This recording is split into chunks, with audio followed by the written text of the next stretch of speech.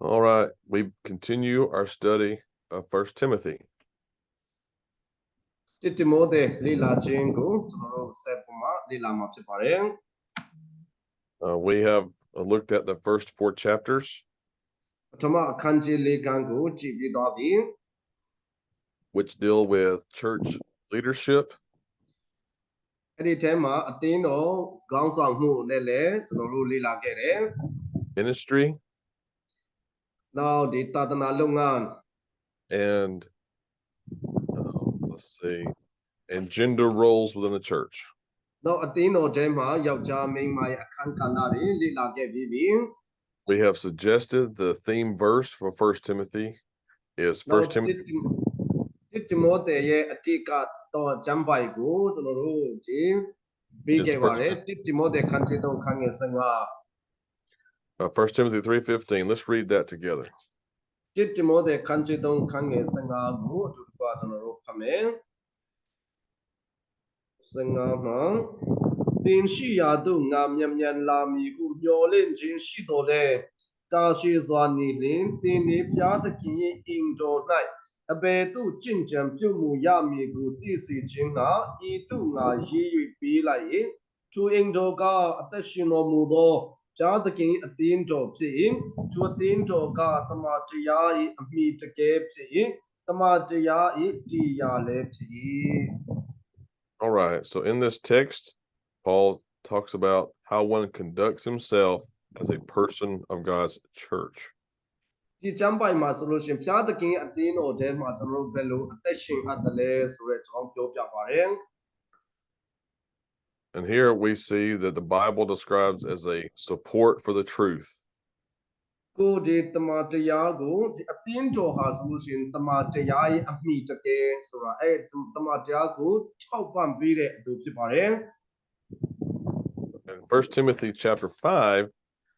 we are going to be introduced to a subject we don't discuss often. တစ်တိမိုသေအခန်းကြီး9မှာကျတော့မကြာခဏဆွေးနွေးလေးပြောလေးမရှိတဲ့အကြောင်းအရာကိုကျွန်တော်တို့ဒီစာတော်မှာကြည့်မှာဖြစ်ပါတယ်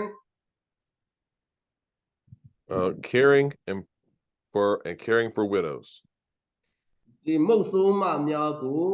ဂရုစိုက်ကြည့်ရှုပြုစုခြင်းဖြစ်ပါတယ် In this text, we see widows are expected to be cared for by God's people. ဒီကျမ်းပိုက်ကိုကြည့်တဲ့အခါမှာဒီအသင်းတော်ထဲ၌ရှိတဲ့မုတ်ဆိုးမများကိုအသင်းတော်ကကျွေးလှုပ်ကြွေးဖို့ရန်တုံတင်ထားတာကိုတွေ့ရပါတယ် The last part of the chapter is going to deal with working with elders. နောက်ခန်းကြီး9ရဲ့နောက်ဆုံးပိုင်းမှာဆိုလို့ရှိရင်တင်းလူကြီးများအတွက်ဒီဘယ်လိုလုပ်သင့်လဲဆိုတဲ့အကြောင်းလေးပြောဆိုသွားမှာဖြစ်ပါလေ့လာသွားမှာဖြစ်ပါတယ် All right, so shall we begin our study together? ဒီလေ့လာမှုကိုအစပြုကြပါစို့ This chapter is closely related to 1 Timothy 4. ဒီအခန်းကြီး9ကအခန်းကြီး4နဲ့ဒီနီးဆက်ဒီဆက်ဆက်မှုရှိနေပါတယ် In that text, Timothy is exhorted to serve as an example. ဒီအခန်းကြီး4ထဲမှာဆိုလို့ရှိရင်တိမောသေဒီအသင်းတော်ထဲမှာကောင်းသောပုံသက်တွေကိုပြပြီးမှအစီကံဖို့အားပေးထားတာဖြစ်ပါတယ် And as he begins to discuss groups he should serve, he emphasizes. Go ahead, Philip. Go ahead. ဘောလိုကအစီပြုတ်ရမယ်ဆိုတဲ့အခါမှာဘယ်သူတွေကိုအစီပြုတ်ရမလဲဆိုတာကိုအဖွဲ့လိုက်ပေါ်ပြထားတာကျွန်တော်တွေ့ရပါတယ် He emphasizes the ministry to widows. သူတို့ဖြင့်ဒီမုတ်ဆိုးမများကိုလှုပ်ကြွေးခြင်းကို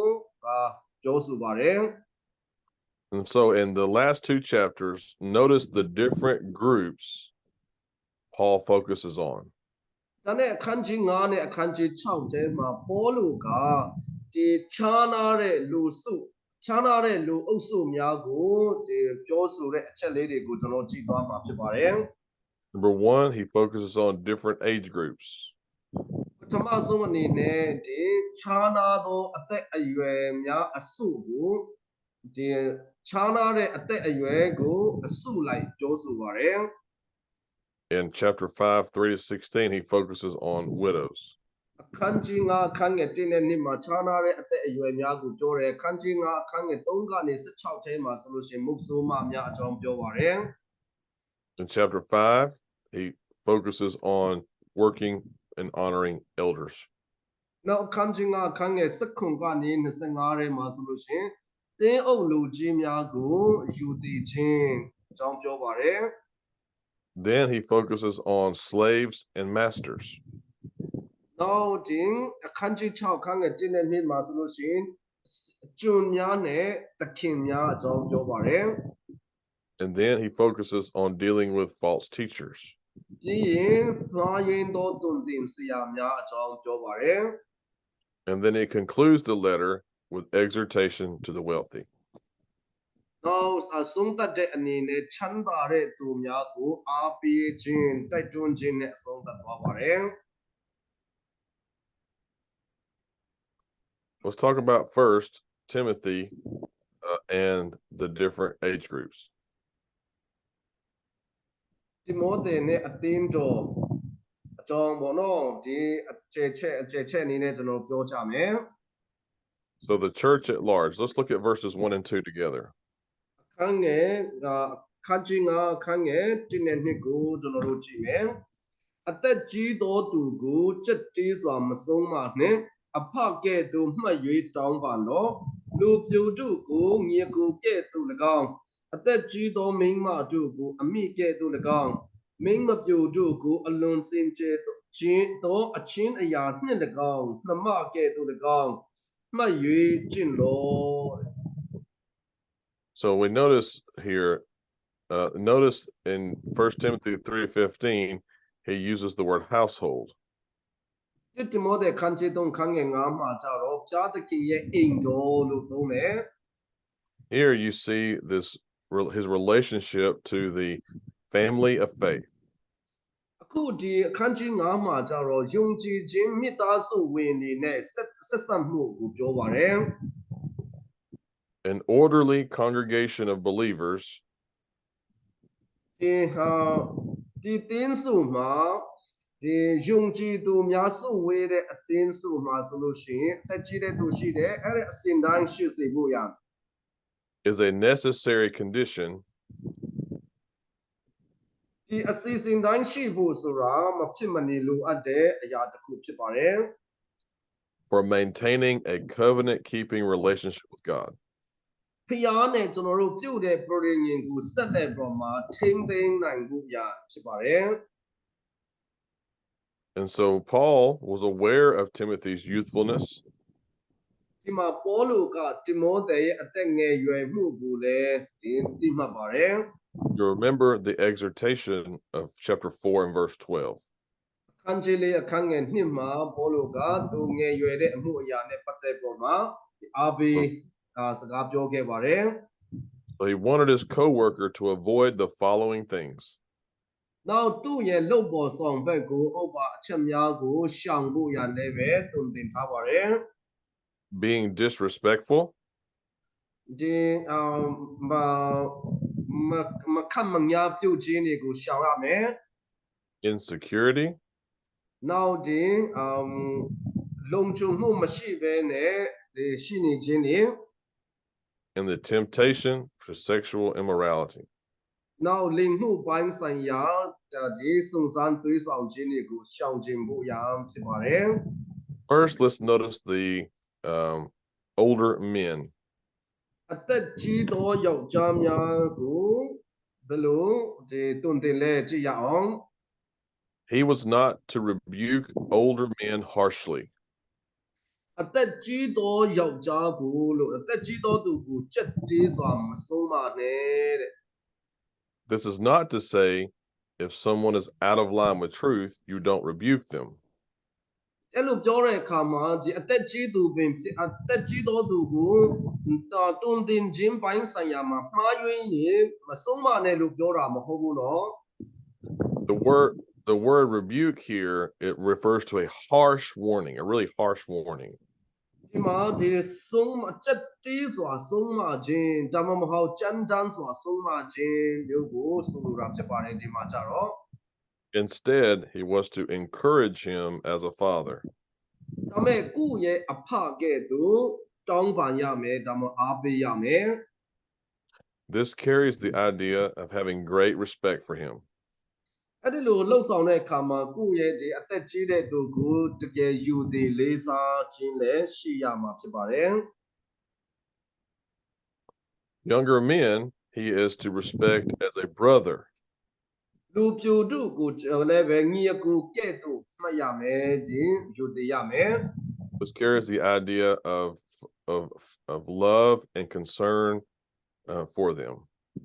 ဒီလူပြိုများကိုချစ်ရမယ်သူတို့အတွက်ဂရုစိုက်ပေးရမှာဖြစ်ပါတယ် Older women, again, look at the respect he should have for them. They're as a mother. နောက်အသက်ကြီးသောမိန်းမတို့ကိုလည်းပဲအမိကဲ့သို့မှတ်ရမယ်တဲ့ Younger women, he is နောက် to, ပြိုမိန်းမပြိုတို့ဒီအသက်ငယ်ရွယ်တဲ့မိန်းမတွေကို he is to treat as sisters ကိုယ့်ရဲ့နှမကဲ့သို့ဆက်ဆံရမယ် and also note the phrase in all purity. နောက်ဒီစင်ကြယ်သောစိတ်နဲ့အလွန်စင်ကြယ်သောအချင်းအရာနဲ့ဆက်ဆံရမယ်တဲ့ The word purity refers to sexual purity or chastity. ဒီနေရာမှာအလွန်စင်ကြယ်ခြင်းဆိုတာလိင်မှုပိုင်းဆိုင်ရာစင်ကြယ်မှုရှိစေဖို့ရန်ကုန်တင်နေတာဖြစ်ပါတယ် We must be careful how we interact with younger women in the church. အသင်းတော်ထဲမှာအသက်ငယ်ရွယ်တဲ့မျိုးသမီးတွေနဲ့ဆက်ဆံတဲ့အခါမှာတတိထားပြီးတော့မှဆက်ဆံမှုလိုပါတယ် Recently, I know of at least 2 ministers မကြာသေးခင်မှာတို့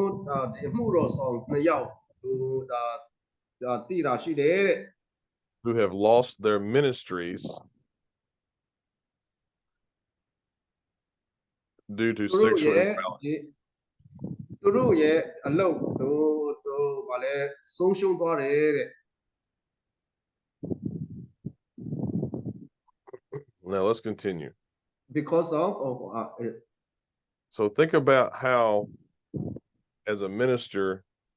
God expects you to relate to all ages in the church.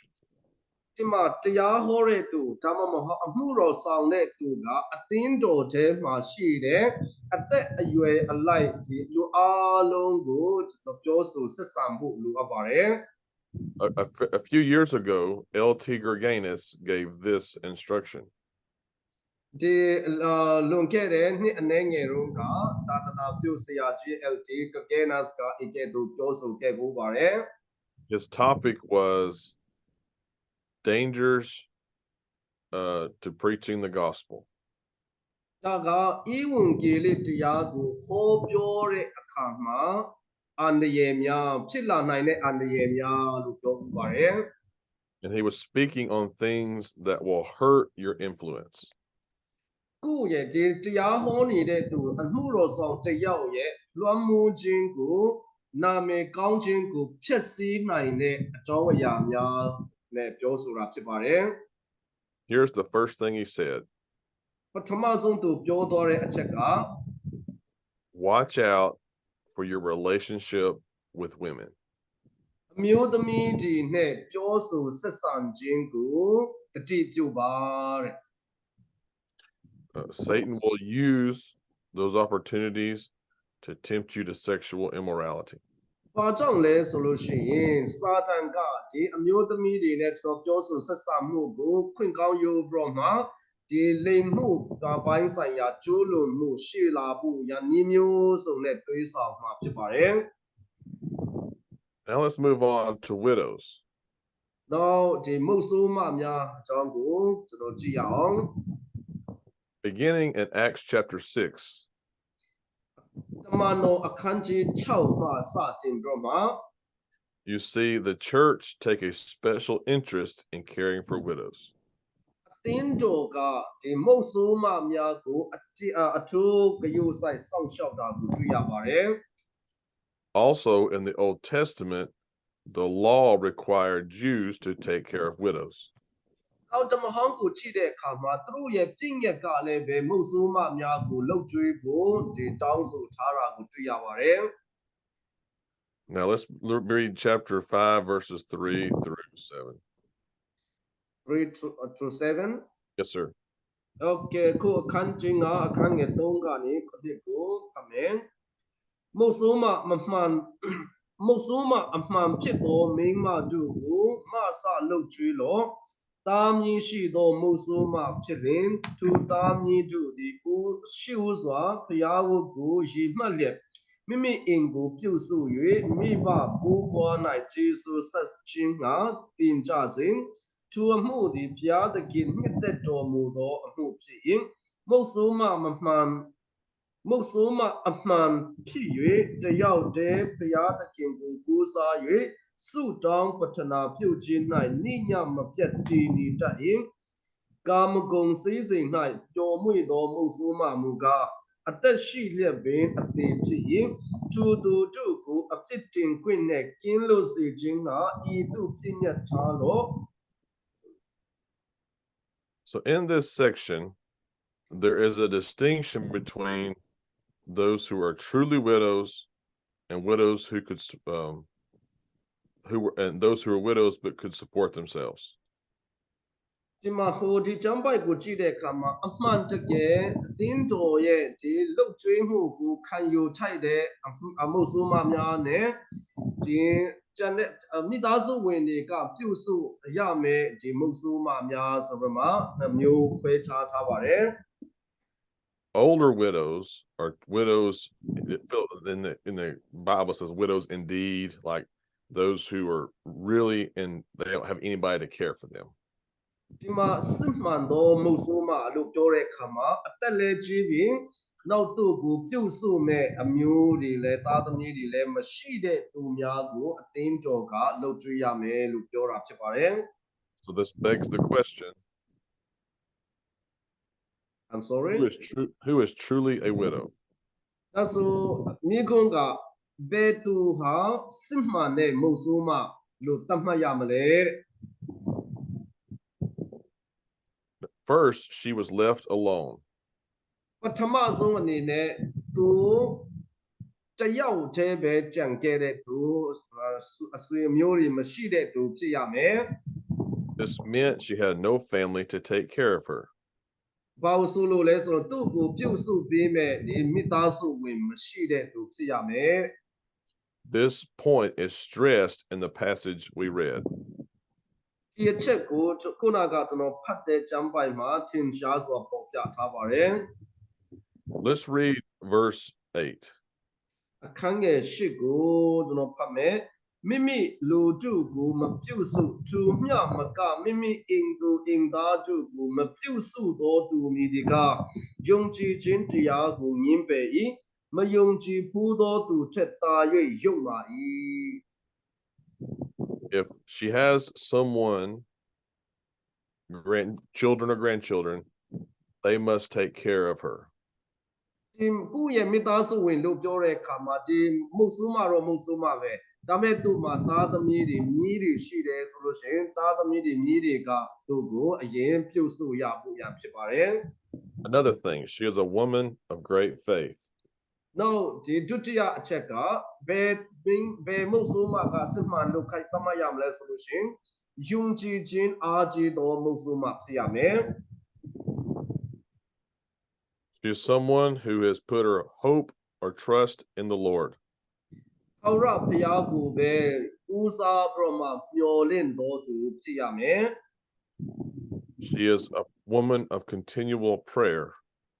နောက်သူအစင်မပြတ်ဆုတောင်းတော်သူလည်းအဆက်မပြတ်ဆုတောင်းတော်သူလည်းဖြစ်ရမယ် She is contrasted with those who are self-indulgent. သူတို့တွေကဘာလဲဆိုလို့ရှိရင်ကာမဂုဏ်စည်းစိမ်၌ပျော်မွေ့သောမုတ်ဆိုးမတွေနဲ့ဆန့်ကျင်ဘက်ဖြစ်ပါတယ်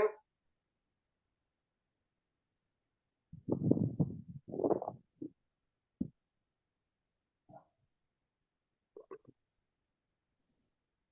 So if we look at verse 7, it says, "Command and teach these things well, so that they may be above reproach." ဒီအခန်းငယ်9ကိုကျွန်တော်ကြည့်တဲ့အခါမှာသူတို့ကိုအပြစ်တင်ခွင့်နဲ့ကင်းလွတ်စေခြင်းကဤသို့ပြည့်ညတ်ထားလို့တဲ့ So we ask, to whom does this text refer to? ဒါဆိုမြေကွန်းကဒီကျမ်းပိုက်ကဘယ်သူကိုရည်ညွှန်းနေတာလဲ It could be addressed to widows so that they may know how to remain faithful. ဒီမုတ်ဆိုးမကသူဘယ်လိုနည်းနဲ့တစ္ဆာရှိစွာအသက်ရှင်နေနိုင်တယ်ဆိုတာကိုသိနာလေတဲ့သူရှိရမယ် It also could be addressed to the church. နောက်အသင်းတော်ကိုရည်ညွှန်းတာလည်းဖြစ်နိုင်တယ် and the relatives of widows, ဒါနဲ့ဒီမုတ်ဆိုးမနဲ့ဒီမုတ်ဆိုးမရဲ့ဒီဆွေမျိုးတွေလည်းပဲ so that they may know their God-given responsibility. ဒီမုတ်ဆိုးမတယောက်ကိုအရင်ဦးဆုံးပြုစုဖို့ရန်တာဝန်ပြပေးထားတဲ့တာဝန်ရတဲ့သူကဆွေမျိုးတွေသားသမီးတွေမြေးတွေပဲဖြစ်ပါတယ် So with that in mind, we look at verse 8.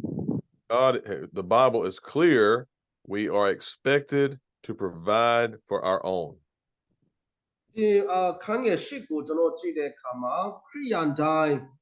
မိမိရဲ့မိသားစုကိုအရင်ကျွေးမှုလုပ်ကျွေးဖို့ရန်တာဝန်ရှိကြပါတယ်အဖိုးအဖွားတွေပဲဖြစ်ဖြစ်မုတ်ဆိုးမတွေပဲဖြစ်ဖြစ် It is sinful and irresponsible ဒါယူရှင်နဲ့နောက်ပြီးတော့မှတာဝန်ရှိတယ်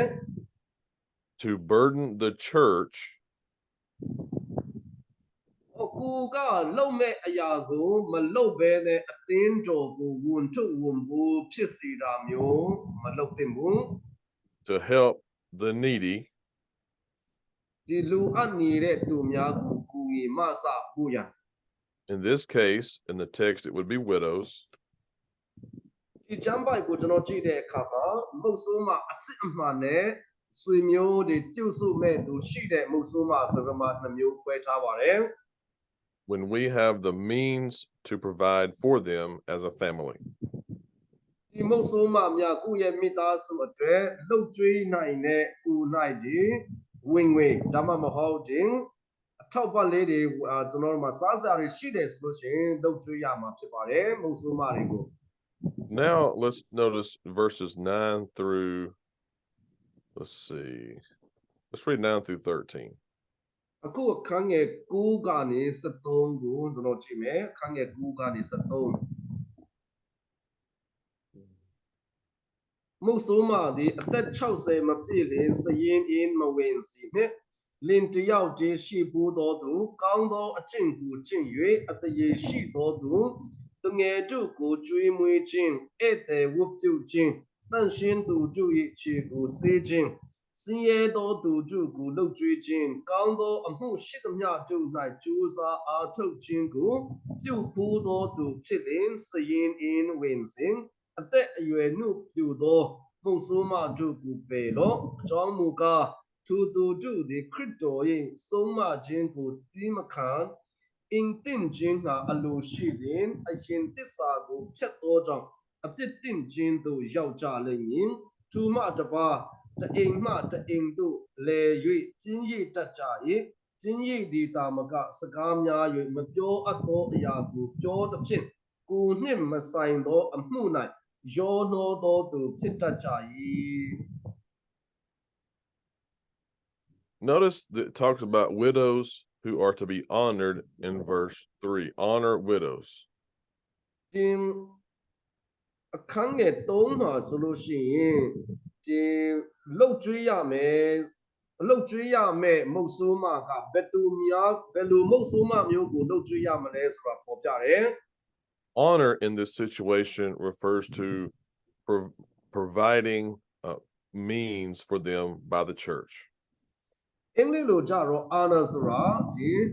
ယူသေးလေးစားရမယ်လို့ပြောတာကိုကျွန်တော်တို့ဗမာလိုကြတော့တင်းတော်ကလှုပ်ကြွေးရမယ်မုတ်ဆိုးမကဘယ်လိုမုတ်ဆိုးမမျိုးလဲဆိုတာပေါ်ပြပြတာဖြစ်ပါတယ် Notice we're not going to read these, but notice there are at least 7 passages in the Old Testament that deal with caring for widows. ဒီမုတ်ဆိုးမများကိုလှုပ်ကြွေးရမယ့်အကြောင်းဓမ္မဟောင်းထဲမှာအနည်းဆုံးကျမ်းပိုက်9ပိုက်လောက်ကျွန်တော်တွေ့ရပါတယ် These exhortations are also repeated in the New Testament. ဒီအားပေးခြင်းတွင်တင်ခြင်းတွေကိုဓမ္မသစ်ကျမ်းထဲမှာလည်းကျွန်တော်တို့တွေ့ရပါတယ် Let's also understand that in the Greco-Roman world, နောက်ဒီ Great နဲ့ Roma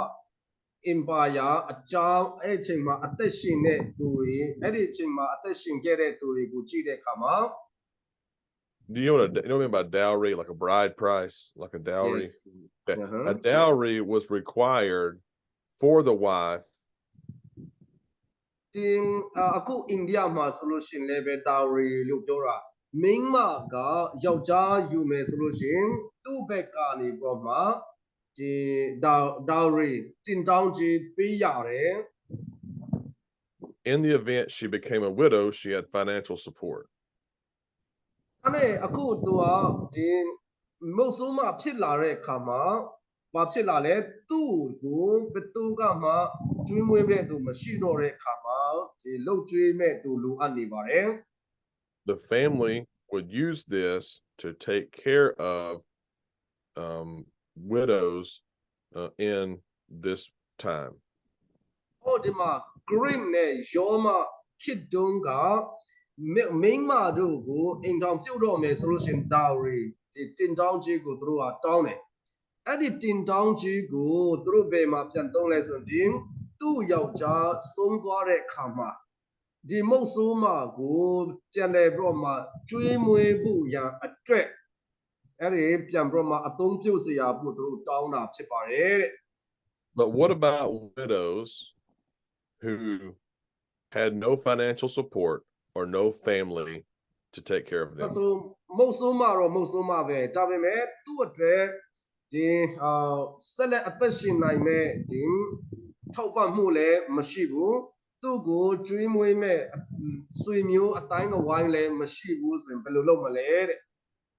Paul here talks about them receiving some type of support from the church. ဒီမှာဘောလိုကအသင်းတော်ကလှုပ်ကြွေးရမဲ့မုတ်ဆိုးမများအကြောင်းကိုပြောဆိုတာတွေ့ရပါတယ် Notice the qualifications for such a widow. အသင်းတော်ကလှုပ်ကြွေးရမဲ့မုတ်ဆိုးမဒီဟာဘယ်လိုမုတ်ဆိုးမမျိုးဖြစ်ရမလဲ Number one, နံပါတ်1 she was faithful.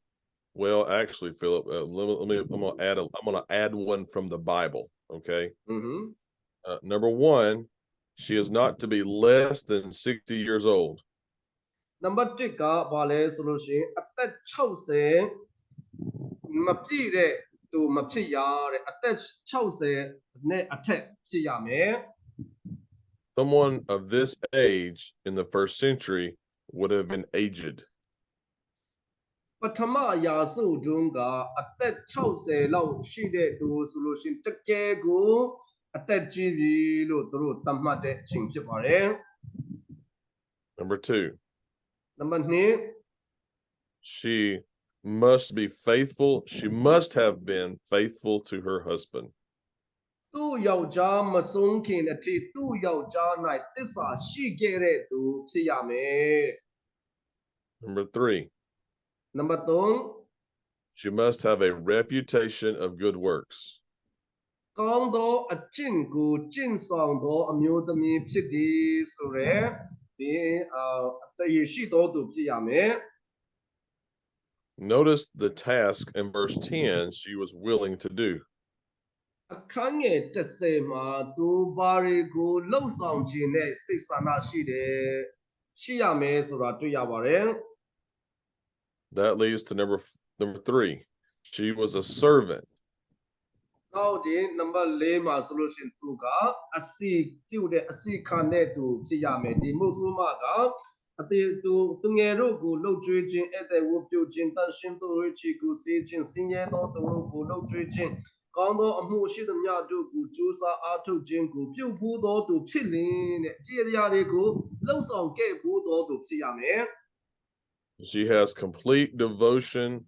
to serving the Lord in the kingdom. နောက်နံပါတ်5မှာဆိုလို့ရှိရင်ထာဝရဒါသခင်ဖျားရဲ့အလုပ်ကိုလှုပ်ဆောင်ရင်းနဲ့သူ့ရဲ့အသက်စိတ်နှလုံးအကျွင်းမဲ့အနှံထားတော်သူဖြစ်မှသာလျှင်အသင်းတော်ကလှုပ်ကြွေးရမယ်မုတ်ဆိုးမအမှန်ဖြစ်ပါတယ် But now notice exhortation to those who are younger widows. နောက်အသက်ငယ်ရွယ်အသက်ပြူတော့အသက်ငယ်ရွယ်တဲ့မုတ်ဆိုးမများကိုကြတော့ဘယ်လိုလုပ်ရမလဲ Younger widows would be women of childbearing age. ဒီအသက်ပြူတော့အသက်အရွယ်နှုပြူတော့မုတ်ဆိုးမလို့ပြောတဲ့အခါမှာကလေးမွေးနိုင်သေးတဲ့အရွယ်ကိုရည်ညွှန်းတာဖြစ်ပါတယ် First, they might be tempted for sexual immorality. သူတို့တွေကဒီငယ်ရွယ်တဲ့သူကိုဘာကြောင့်စည်ရင်းမဝင်ခိုင်းလဲဆိုလို့ရှိရင်လိင်မှုဆိုင်ရာဒီကုကျင့်တရားပြပြခြင်းတဲ့သူပါသွားဖို့ရန်စုံစမ်းတွေးဆောင်ခြင်းပြန်ပြမခံရနိုင်တယ် Paul, in his letters, mentions the solution for sexual immorality is marriage. ဘောလူကဒီလိင်မှုဆိုင်ရာဒီပြစ်မှားခြင်းကိုဖြေရှင်းဖို့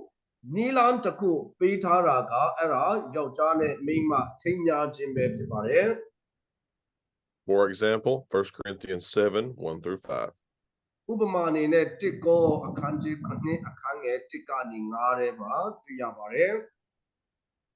And so they may have a desire to marry. ဒါနဲ့ဒီငယ်ရွယ်တဲ့မုတ်ဆိုးမတွေကဒီလိင်မှုပိုင်းဆိုင်ရာတွေးဆောင်ခြင်းပြန်ခံရနိုင်တယ်နောက်ပြီးမှပြန်ပြီးမှဒီလင်ယူခြင်းလာနိုင်တယ် And then their devotion must be to their God-giving household responsibilities. အဲ့ဒါနဲ့သူတို့ကဒီအဲ့လိုအင်တာပြန်ကြယူရဲဆိုလို့ရှိရင်မိသားစုတာဝန်ကိုသူတို့ပြန်ပြီးမှထမ်းဆောင်ရမှာဖြစ်ပါတယ် Another thing, နောက်တစ်ချက်က they might become meddlers and gossips. ဒီငယ်ရွယ်တဲ့မုတ်ဆိုးမတွေကဒီအတင်းသူများရဲ့အတင်းကိုပြောတတ်ကြတယ်နောက်ပြီးမှသူများရဲ့သူတစ်ပါးရဲ့အမှုကိစ္စတွေထဲမှာဝင်ပြီးမှပါတတ်ကြတယ်တဲ့ The word idle here is used here and in 2 Thessalonians chapter 3. ဒီမှာတော့လေကောင်းနှ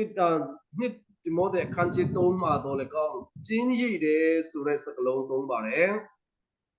It refers to someone who is divisive, disruptive. သူတို့တွေကဘာလဲဆိုလို့ရှိရင်ဒီသူတို့ရဲ့ပြောဆိုတဲ့စကားအပြင်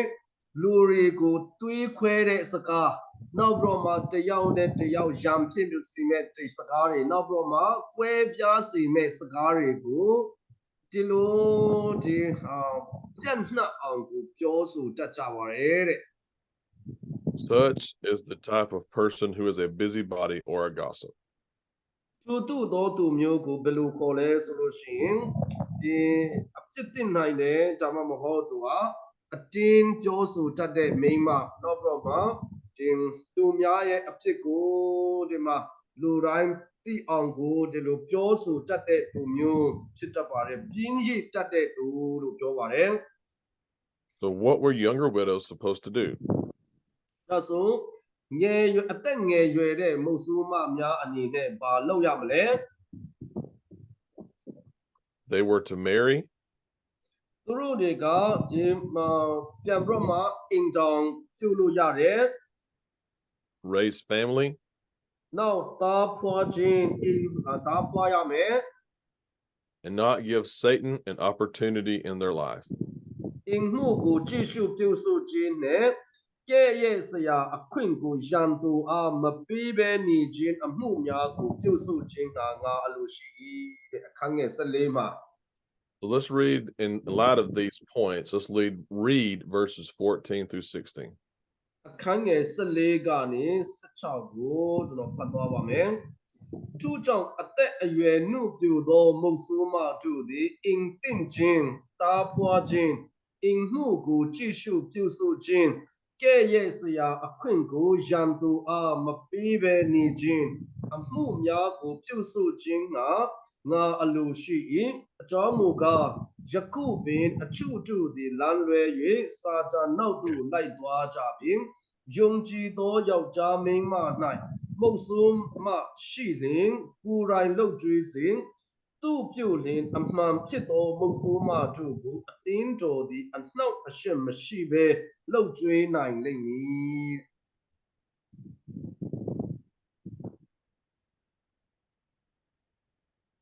So it says here, a younger widow is not on church support because they have. I'm gonna state several things, Philip, and you can summarize how you want. Okay. So what he's saying is younger widows have avenues of support, right? They have family, they have a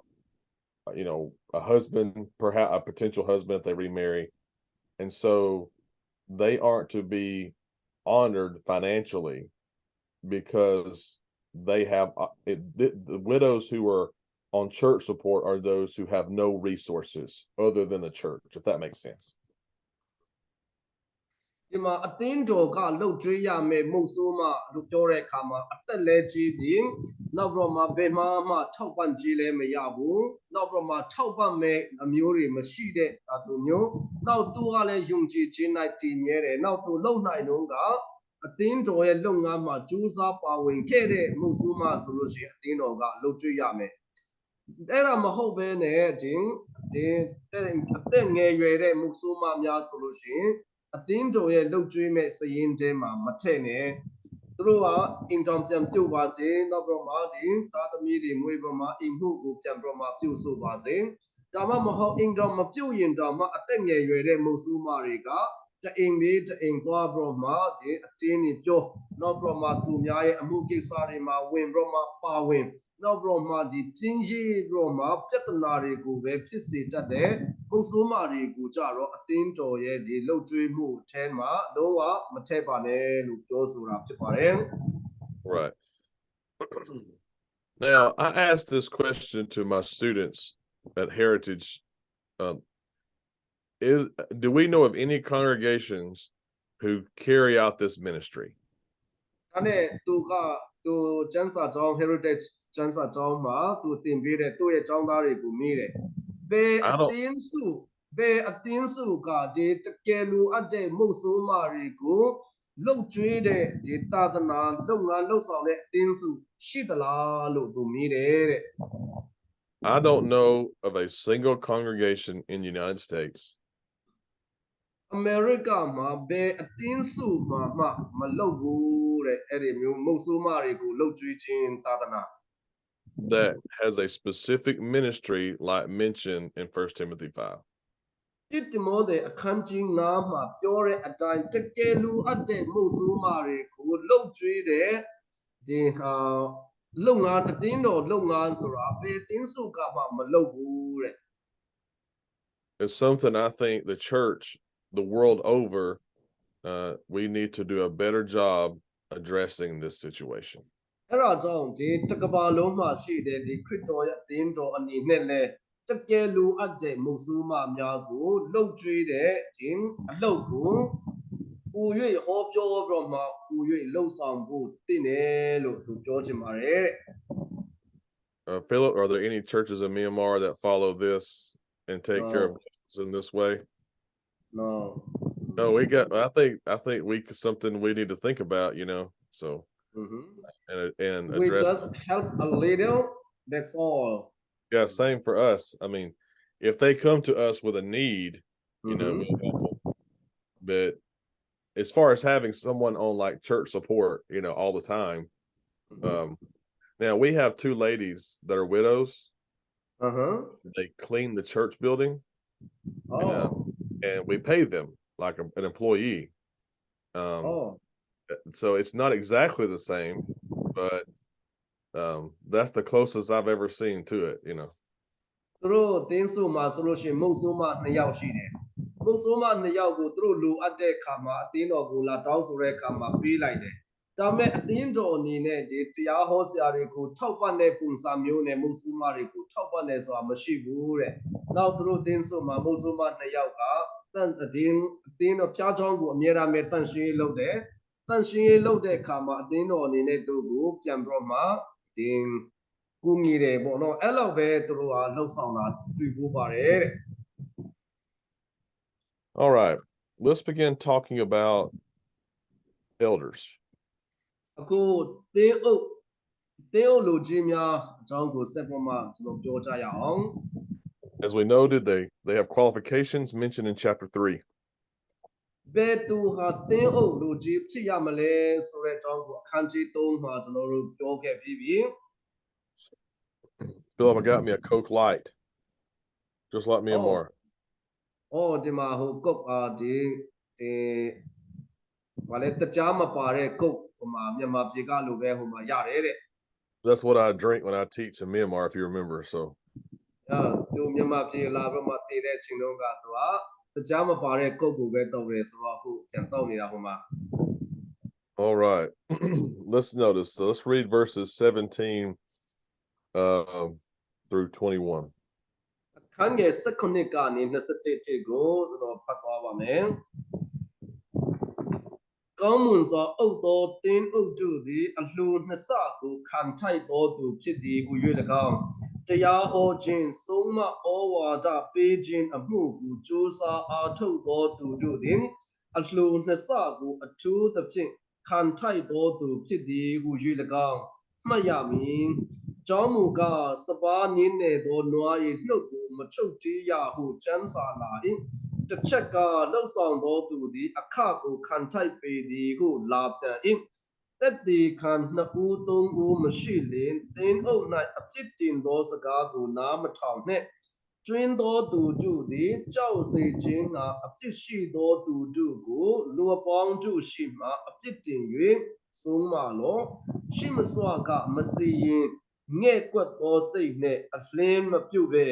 ဤပြည့်ညတ်များကိုစောင့်ရှောက်မည်ကြောင်းဖျားသခင်နှင့်သခင်ယေရှုခရစ်ရှိမှ၎င်းရွေးကောက်တော်မူသောကောင်းကင်တမန်တို့ရှိမှ၎င်းငါသည်တင့်ကိုတစ္ဆာပေး၏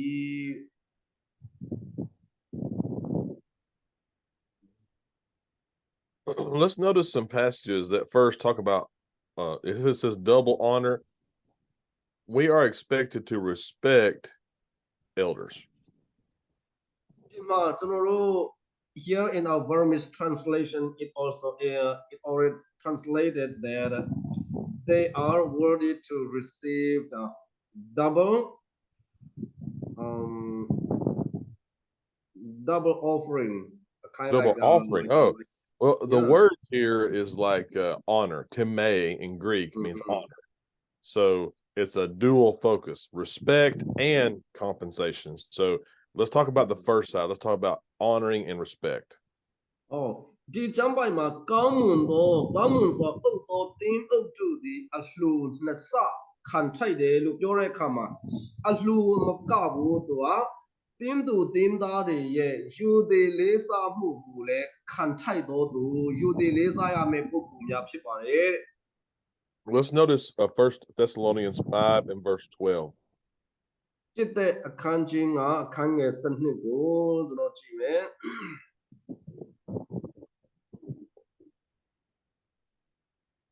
จิตတဲ့အခန်းကြီးကအခန်းငယ်7မှာသူမတပါငေကိုတို့တင်တို့တွင်အမှုတော်ကိုဆောင်ရွက်ခြင်းသခင်ဖျားအခွင့်နှင့်အုပ်ဆိုးခြင်းတတိပေးခြင်းအမှုကိုပြုသောသူတို့ကိုတိမှတ်၍ Let's also read verse 13, Philip. I'm sorry. အခန်းငယ်7ကိုပါဆက်ဖတ်လိုက်မယ်သူတို့ပြုသောအမှုကြောင့်မေတ္တာစိတ်နှင့်အလွန်ချစ်ခင်လေးမြတ်မည်အကြောင်းငါတို့သည်တောင်းပန်ကြ၏အချင်းချင်းအသင့်အတင့်နေကြလော့ Notice the respect that one must have toward those who lead the church. အသင်းတော်ကိုဦးဆောင်တဲ့သူတွေကိုကျွန်တော်တို့ဒီယူသည်လေးစားခြင်းရှိဖို့လိုအပ်တဲ့အကြောင်းကျွန်တော်တွေ့ရပါတယ် Let's notice Hebrews chapter 13. နောက်ဟီပြေအခန်းကြီး73ကိုလည်းကျွန်တော်တို့ကြည့်အောင် Notice verse 7. အခန်းငယ်9မှာ Mm. ဘုရားသခင်၏နှုတ်ကပတ်တရားတော်ကိုတင်တို့အားဟောပြော၍တင်တို့ကိုအုပ်သောသူတို့ကိုအောက်မေ့ကြလော့သူတို့သည်အဘယ်သို့ကျင့်ကြံပြုမှု၍စုတည်ဒီကိုစစ်စစ်စင်ကြင်လျက်သူတို့၏ယုံကြည်ခြင်းကိုမြည်အောင်လိုက်ကြလော့ Notice, and also let's look at verse 17. နောက်အခန်းငယ်19မှာလည်းကျွန်တော်တို့ဒီဖတ်ရအောင်တင်တို့ကိုအုပ်သောသူတို့၏စကားကိုနားထောင်၍နှိမ်ချလျက်နေကြလော့သူတို့သည်ကိုယ်တိုင်စစ်ကြောခြင်းကိုခံရသောသူကဲ့သို့တင်တို့စစ်ဝိညာဉ်နှင့်အကျိုးအလို့ငှာစောင့်နေကြ၏တင်တို့အကျိုးကိုမဖြစ်စေတတ်သောဝမ်းနည်းခြင်းမရှိဝမ်းမြောက်ခြင်းရှိ၍သူတို့သည်စစ်ကြောခြင်းကိုခံရမည်ကြောင့်တတိပြုလျက်နေကြလော့ In these texts, I believe referring to elders. ဒီကျမ်းပိုက်တွေကိုကြည့်တဲ့အခါမှာအသင်းတော်ရှိတင်းအုပ်များကိုပြောဆိုနေတာဖြစ်ပါတယ် Notice he exhorts them to imitate their faith and သူ be တို့ရဲ့ submissive. ယုံကြည်ခြင်းကိုမှီအောင်လိုက်ပါတဲ့သူတို့ယုံကြည်ခြင်းကဲ့သို့ရှိအောင်သင်ယူပါ And they are to be submissive to them. နောက်သူတို့ရဲ့အုပ်စိုးခြင်းကိုလည်းကျွန်တော်တို့ဝန်ခံရမယ် But also note in verse 17, they are responsible for watching over your soul. ဘာကြောင့်လဲဆိုလို့ရှင်ဒီတင်းအုပ်တွေကကျွန်တော်တို့ရဲ့ဒီစိတ်ဝိညာဉ်ကိုဒီစောင့်ရှောက်တဲ့သူများဖြစ်ကြပါတယ် Let's look at 1 Peter chapter 5, verses 2 and 3. တစ်ပေအခန်းကြီးငါအခန်းငယ်1နဲ့3ကိုကျွန်တော်ကြည့်မယ်တင်တို့နှင့်အတူရှိသောဘုရားသခင်၏တူးတော်စုကိုထင်းခြင်းအမှုမှာအနိုင်ထင်းရသောကြောင့်မဟုတ်မစင်ကြယ်သောစီးပွားကိုတတ်မဲ့သောကြောင့်မဟုတ်ဘဲအလိုလိုစေတနာစိတ်ရှိ၍ကြည့်ရှုအုပ်ထင်းကြလော့အတီးအတီးအုပ်သောအသင်းတော်တို့ကိုအာနာထား၍အစိုးတရားပြုသည်မဟုတ်ဘဲတူးတော်စုရှိမှပုံသက်သည်ကိုပြသောသူဖြစ်ကြလော့ Here you notice the work of elders, the responsibilities they are to accomplish in the Lord's church. တင်းအုပ်တို့ကတင်းတော်မှာဘာတွေကိုလှုပ်ဆောင်ရမယ်ဆိုတာပေါ်ပြထားပါတယ် Now, so this is the first level of honor and respect. ဒါဟာပထမဆုံးဒီယူသည်လေးစားရဖို့ညာဖြစ်တဲ့အကြောင်းနှစ်ဆလို့ပြောတဲ့အခါမှာကျွန်တော်တို့တင်းသူတင်းသားများအနေနဲ့သူတို့ကိုတကယ်ယူသည်လေးစားမှုရှိရမယ် The second level of honor refers to financial compensation. နောက်ဒုတိယဒီယူသည်လေးစားရမယ်အရာကဒီအလှူဒါမှမဟုတ်ဒီထောက်ပံ့ခြင်းပေါ့နော်အတင်းတော်အနေနဲ့လည်းသူ့ကိုဒီကျွန်တော်ပြောမယ်ဆိုလို့ရှင်လဆလို့ပုံစံမျိုးပေါ့နော်ထောက်ပံ့ခြင်းလည်းပေးဖို့အဲ့ဒါယူသည်လေးစားခြင်းဖြစ်ပါတယ် Paul quotes from Deuteronomy 25 and verse 4. ဘာကြောင့်လဲဆိုလို့ရှင်ပေါလုကတရားဟောရာချက်အခန်းကြီး25အခန်းငယ်4ကိုကူးကားပြီးတော့မှပြောဆိုတဲ့အခါမှာ In Luke chapter 10, verse 7. နောက်လုကာအခန်းကြီး10အခန်းငယ်9ကိုကြည့်တဲ့အခါမှာ Demonstrating that those who labor in preaching and teaching are worthy of compensation. အဲ့ဒီကျမ်းပိုက်ကိုကြည့်တဲ့အခါမှာဧဝံဂေလိတရားကိုဟောပြောတဲ့သူတွေကဒီဧဝံဂေလိတရားအဖြစ်အသက်ကိုမွေးရမယ်လို့ပြောတဲ့အခါမှာဒီစပါးနင်းနေတဲ့နွားရဲ့ဒီနှုတ်ကိုမချုပ်သေးရလို့စကားလုံးတွေသုံးထားပါတယ် I do know of some churches that have elders that are compensated as on the church staff. တချို့အမေရိကန်မှာတချို့တင်းစုမှာတင်းအုပ်လူကြီးများကိုတင်းတော်ပဲအလူငွေတဲကနေထောက်ပံ့တာမျိုးလှုပ်ဆောင်တာသူတည်တာရှိတယ်တဲ့ Or you may have a situation ဒါမှမဟုတ်အခြေအနေတစ်မျိုးလည်းရှိကောင်းရှိနိုင်တယ် where a located preacher နောက်ဒီအဲ့ဒီနေရာမှာနေထိုင်တဲ့တရားဟောတဲ့သူ serves on the eldership. အဲ့ဒီတရားဟောနေရင်းနဲ့ဒီတရားဟောနေရင်းနဲ့တင်းအုပ်အနေနဲ့လည်းတပြိုင်တည်းနဲ့ဒီအစီခံတဲ့သူကိုအတင်းတော်အနေနဲ့ထောက်ပံ့တာမျိုးတွေရှိပါတယ်တဲ့ A second issue that Paul deals with နောက်ဒီမှာဒီပေါလုကသူဆွေးနွေးတဲ့ဒုတိယအကြောင်းအရာဟာ how do you approach an elder who is in sin? ဒီမှားယွင်းတဲ့ပြစ်မှားတဲ့တင်းအုပ်လူကြီးများကိုဘယ်လိုကျွန်တော်တို့ဒီပြောဆိုရမလဲဆိုတဲ့အကြောင်းဖြစ်ပါတယ် Notice he states a principle from the Old Testament. အဲ့ဒီချိန်ကမှဓမ္မဟောင်းတဲ့ကအခြေခံတရားကိုပြန်ပြီးတော့မှဒီဆွဲယူလာပါတယ် He must be 2 or 3 witnesses. တင်းအုပ်လူကြီးကသူကယူသေးလေးစားရမယ်အလူနှစ်ဆလည်းရထိုက်တယ်ဟုတ်ပြီဒါမဲ့ဒီလူပဲသူလည်းဒီပြစ်မှားမိတယ်ဆိုလို့ရှိရင်သူတကယ်မှားယွင်းတဲ့အကြောင်းကိုတက်တည်2ယောက်3ယောက်လောက်မရှိဘဲနဲ့သူ့ကိုအပြစ်မတင်နဲ့လို့ပြောပါတယ်နော် This was to protect the accused. အဲ့ဒါဒီပြစ်တင်မှုကိုကာကွယ်ဖို့ရန်ဖြစ်ပါတယ် An accusation against the elder must not be done without serious cause and witnesses. ဒီတင်းအုပ်လူကြီးတယောက်ကိုတင်းသူတင်းသားတွေကဟာဘယ်လိုဖြစ်တယ်လို့အပြစ်တင်နေကြမယ်အဲ့ဒီအပြစ်တင်ခြင်းကိုတေးသေးချာချာဒီမလိလာမရှာပွေပဲနဲ့ဒီရန်တန်တော့မှာ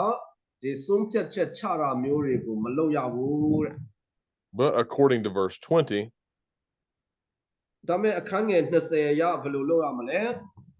elders who continue in sin must be rebuked.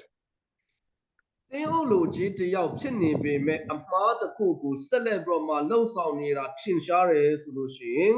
သူ့ကိုဆုံးမရမယ်အပြစ်တင်၍ဆုံးမရမယ်တဲ့လူတို့ရှိမှာ The word rebuke refers to, and Philip, if you want to read that definition there at the bottom. ဒီဆုံးမတယ်ဆိုတဲ့စကားလုံးက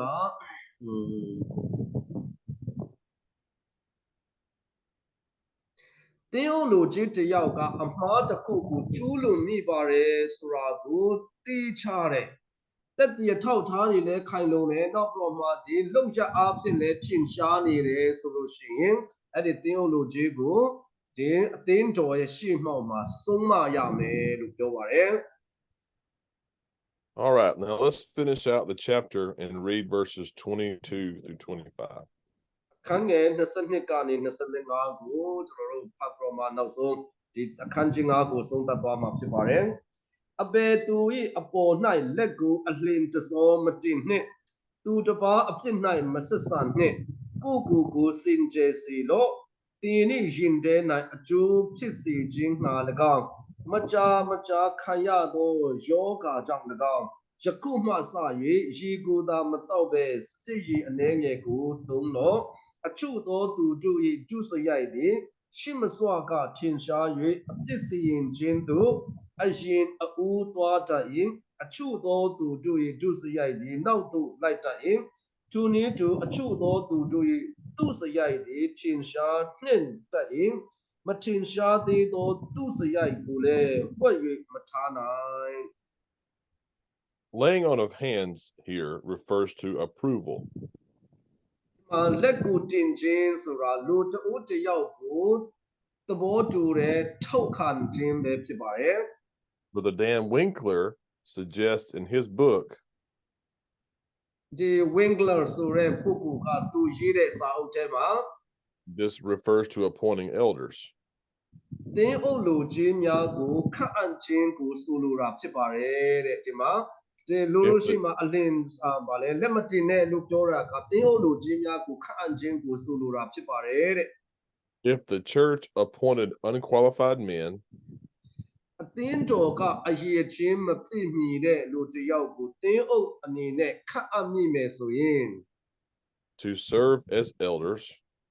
တင်းအုပ်အနေနဲ့အစီခံဖို့ရန်လက်ခံတဲ့ခန့်အပ်မိမယ်ဆိုရင် they accepted the responsibility of their sins and misconduct. ဒီမပြည့်စုံတဲ့မစုံလင်တဲ့ဒီအရေးချင်းမပြည့်တဲ့သူတင်းအုပ်အနေနဲ့ခန့်အပ်လိုက်တဲ့အခါမှာအဲ့ဒီအရေးချင်းမပြည့်စုံတဲ့သူရဲ့ဒီအပြစ်ဒုစရိုက်နဲ့ဒီသူ့ရဲ့မှားယွင်းတဲ့ကျင့်ကြံပြုမှုခြင်းကိုပါလက်ခံရာရောက်သွားတတ်ပါတယ်တဲ့ They must take appropriate measures, verse 22. အဲ့ဒါကြောင့်ဒီတင်းအုပ်လူကြီးကိုခန့်အပ်တော့မယ်ဆိုလို့ရှိရင်မခန့်အပ်ခင်မှာဒီလုံလောက်တဲ့ဒီစစ်စေးခြင်းဒါမှမဟုတ်အရေးချင်းပြည့်မီတဲ့သူဟုတ်မဟုတ်ဆိုတာကိုသိချာကိုကြည့်ရှုပြီးမှသာလျှင်ခန့်အပ်ဖို့ပြန်ဖြစ်ပါတယ် So, according to verses 24 and 25, အခန်းငယ် approval 24နဲ့25ကိုကြည့်တဲ့အခါမှာ approval must be done with right judgment. အဲ့ဒီထောက်ခံမှုကို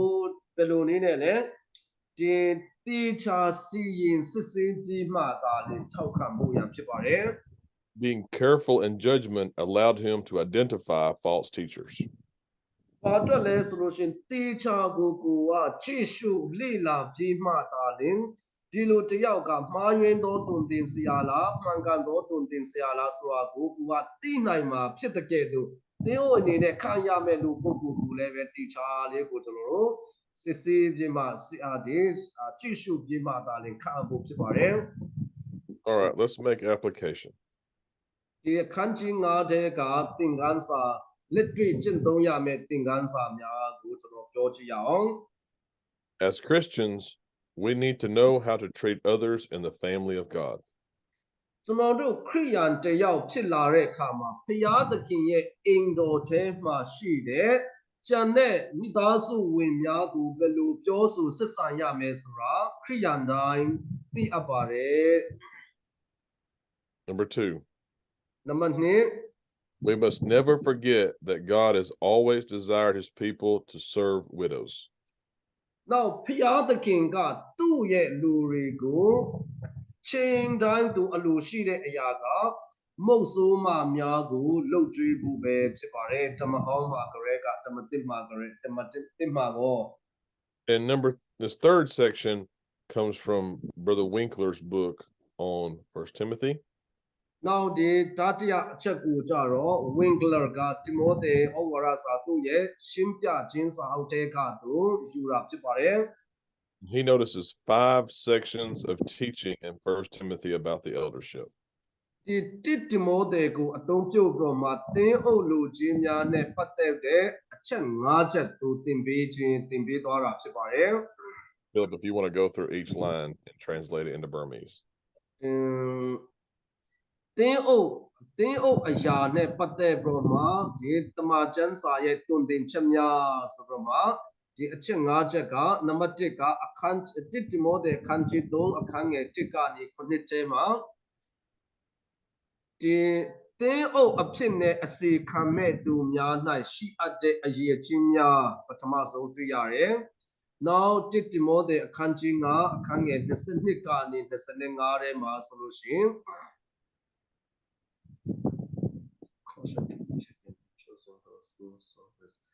တင်းအုပ်အဖြစ်နဲ့အစီခံမဲ့သူများကိုရွေးချယ်ဖို့မလုပ်ခင်မှာတတိထားအပ်တဲ့အချက်များလည်းတုံတင်ပါတယ်။နောက်နံပါတ်3တိတိမောတဲ့အခန်းကြီး9အခန်းငယ်19နဲ့18ထဲမှာဆိုလို့ရှိရင်ခန့်အပ်လိုက်တဲ့တင်းအုပ်လူကြီးများအပေါ်၌တင်းသူတင်းသားတွေရဲ့တာဝန်ယူတည်လေးစားရမယ့်တာဝန်ရှိတဲ့အကြောင်းကျွန်တော်တို့ဒါတရားချက်တွေ့ရတယ်။နောက်စတုထအချက်မှာဆိုလို့ရှိရင်1တိမောသေအခန်းကြီး9အခန်းငယ်19မှာနောက်ဒီတင်းအုပ်အဖြစ်နဲ့အစီခံတဲ့သူများကိုကျွန်တော်တို့ကာကွယ်ပေးဖို့ရန်တာဝန်ရှိတဲ့အကြောင်းတွေ့ရတယ်။ဘယ်နေရာကဏ္ဍမှာလဲဆိုလို့ရှိရင်အပြစ်ရှိတယ်လို့တယောက်ယောက်ကအပြစ်တင်လိုက်တာနဲ့အော်ဟုတ်လားဆိုပြီးမှစီရင်လိုက်ဖို့မဟုတ်ဘူးတေချာကိုစမ်းစစ်ဖို့သူကိုကာကွယ်ဖို့ရန်တာဝန်ရှိတယ်။၅ခုမြောက် တိတိမောတဲ့ခန်းကြီးငါအခန်းငယ်20နဲ့21ထဲမှာဆိုလို့ရှိရင်တင်းအုပ်အဖြစ်နဲ့အစီခံနေတဲ့သူများကိုဘယ်လိုစတင်ပြုပြင်ရမယ်ဆိုတဲ့လမ်းညွှန်ချက်ကျွန်တော်တို့တွေ့ရပါတယ်ဆိုတော့အချက်3ချက်က5ချက်ကဒီတင်းအုပ်၌ရှိအပ်သောအရေးချင်းများနောက်နံပါတ်2ကတင်းအုပ်များကိုမရွေးချယ်ခင်မှာတတိထားအပ်တဲ့အချက်များနောက်နံပါတ်3က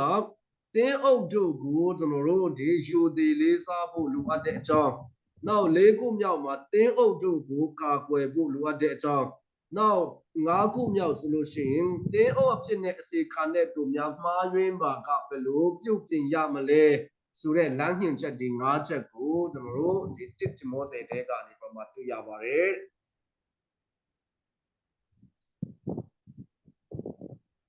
All right, Philip, that leads us to the conclusion of chapter 5.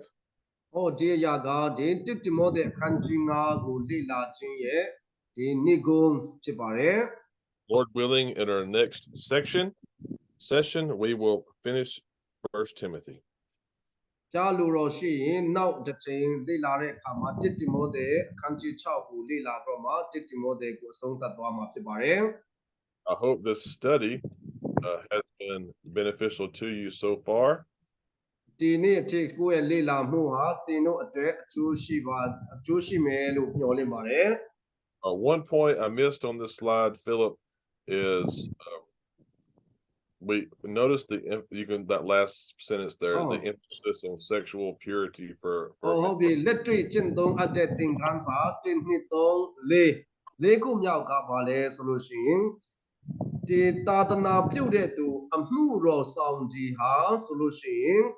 လင်မှုပိုင်းဆိုင်ရာမှာတကယ်ကိုတန့်ရှင်းခြင်းရှိဖို့လိုအပ်တဲ့အကြောင်းလေဒီသင်ခန်းစာယူဆရာဖြစ်ပါတယ်ပေါ့နော်အမှုတော်ဆောင်များသည်လိမ်မှုပိုင်းဆိုင်ရာနဲ့ပတ်သက်၍တကယ်စင်ကြယ်ခြင်းရှိဖို့အလေးနဲ့ထားတာကိုတွေ့ရပါတယ် All right. So in our study so far, we've looked at several issues that have been helpful and I think encouraging.